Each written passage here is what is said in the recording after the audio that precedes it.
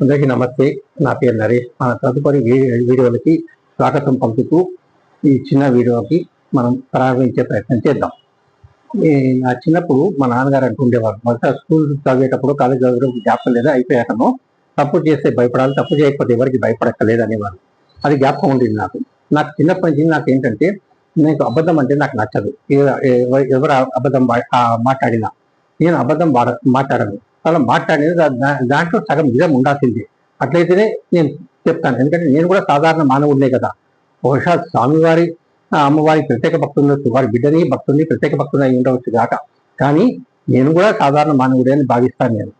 మనం ఈ చిన్న వీడియోలోకి తదుపరి సమాచార సందేశం ఇచ్చే ప్రయత్నం చేస్తానని మీకు తెలియజేస్తూ నా ధన్యవాదాలు తెలియజేస్తున్నాను.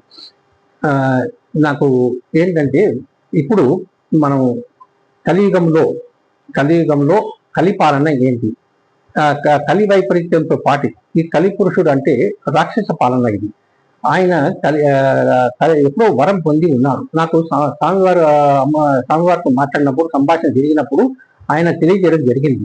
ఈ కలి యొక్క వరం ఇవ్వడము, దీని ఏ విధంగా ప్రారంభమైంది, ఇవన్నీ ఉన్నాయి. చాలా చెప్పుకుంటూ పోవచ్చు. దీని గురించి క్లుప్తంగా చెప్తున్నాను నేను ప్రస్తుతానికి మీకు. కలి అనే రాక్షసుడికి ఈ పాలన ఇచ్చే అవకాశం ఇచ్చారు ఆయన ఆ వరం వల్ల.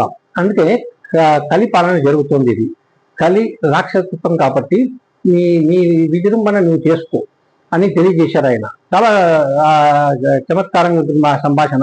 చాలా వివరాలు తెలియజేశారు దీని గురించి. కలి పాలనలో కలి వైపరీత్యమే కాక ఇప్పుడు కాల వైపరీత్యానికి వెళ్తున్నది. ఇది తట్టుకోవడం కష్టం. కలి వైపరీత్యమే తట్టుకోవడం కష్టం అంటే కాల వైపరీత్యం తట్టుకోవడం ఇంకా కష్టమని నా అభిప్రాయం. ఇది సుమారుగా ఈ 20-25 సంవత్సరాల తర్వాత రావాల్సిందని నా అభిప్రాయం. ముందుకు వచ్చేసింది. ఇప్పుడు 10-15 సంవత్సరాల ముందుకు వచ్చేసిందని నా అభిప్రాయం ఇది. అందుకు మనం ఎండాకాలంలో విపరీతమైన ఎండలు చూస్తున్నాం. అప్పుడే వానలు, అప్పుడే చలి, అట్లా విపరీతమైన అన్ని కాలాలు కలిసి వస్తున్నాయి. అందుకు ఇది వైపరీత్యంగా మారుతుంది, కాల వైపరీత్యం. ఇది తట్టుకోవడం కష్టమని నా అభిప్రాయం. కనుక మన వంతు భగవన్ నామస్మరణ చేస్తే చాలా ముఖ్యమైనది అది అని నా అభిప్రాయం. ఇది కొంతవరకు మనం దీన్ని నివారించే అవకాశం ఉండవచ్చు, యథావిధిగా తీసుకొచ్చే అవకాశం ఉండవచ్చు. దీనిపై స్వామివారితో నేను మాట్లాడడం, మనవి చేయడం జరిగింది. ఆయన స్పష్టత కూడా ఇచ్చారు. అది చాలా ఉంది చెప్పాలంటే. నేను ఇప్పుడు చిన్న చిన్న వీడియోలో చెప్పలేను, పెద్ద వీడియోలో చెప్పే ప్రయత్నం చేస్తాను. ఇది సుమారుగా నా ఈ వీడియోలో సమాచారం అందజేశాను. తదుపరి సమాచారం ఉంటే తదుపరి వీడియోలో సమాచారం అందజేసే ప్రయత్నం చేస్తాను. మీ అందరికీ పేరు పేరున నా ప్రత్యేక ధన్యవాదాలు తెలియజేస్తూ ఓం నమో వెంకటేశాయ.